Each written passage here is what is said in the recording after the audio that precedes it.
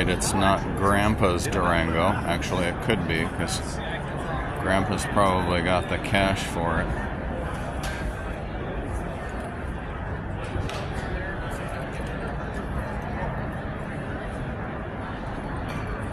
I was actually in a Model 3 Performance when I'm pretty sure it was a Dodge Durango that smoked me out on the freeway.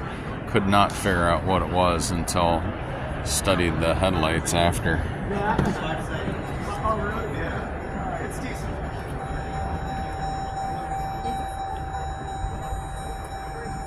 Guess it's gonna beep, so.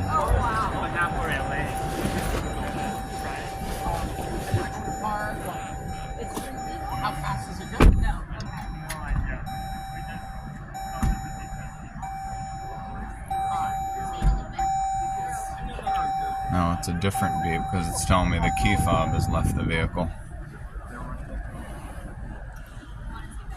Super nice perforated seats. Third row. It's got new car smell.